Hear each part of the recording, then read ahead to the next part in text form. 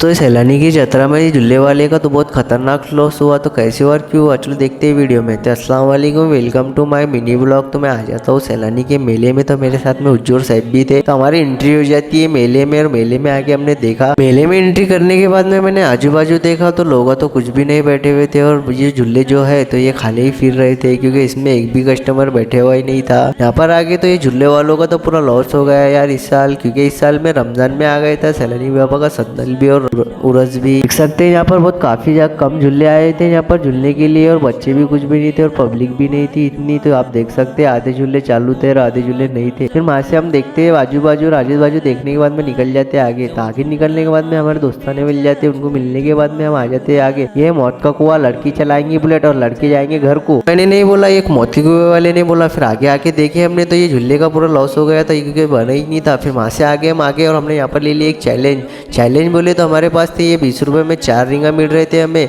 तो हमने यहाँ पर 40 रुपये के रिंगा खरीद डाले। तो 2 मेरे थे, 2 सैफ के थे और 2 उज्जू के थे। तो आप देखते हैं यहाँ पर चैलेंज कौन पूरा कर सकता है। तो आप देख सकते हैं यहाँ पर 10 के और 20 के नोटा लगाए हुए थे। सब में पहले आती है सैफ की बारी। तो सैफ ने एक रिंग फेंका, और एक रिंग फेंकने के बाद में तो लॉस में चले गया, उसके दोनों रिंगा खाली गए। उज्जू की बारी आई तो उज्जू ने एक रिंग फेंका और दूसरी फेंका, क्योंकि उसके पास 3 थे और उसने नीचे हाथ डाल के फेंका, तो उसके भी लॉस में चले गए। तो उज्जू बोलता है यहाँ पर अब मेरी बारी आ गई। फिर मेरी बारी के बाद में मैंने भी एक लॉस में चली गई, फिर दूसरी भी लॉस में चली गई। तो हमें 10 रुपये मिल गए वापस, और हम निकल गए आगे निकल के हमने देखा यहाँ पर तो भूत बंगला था खतरनाक वाला। तो यहाँ पर साउंड कौन सा चल रहा था आपको बतलाता हूँ मैं।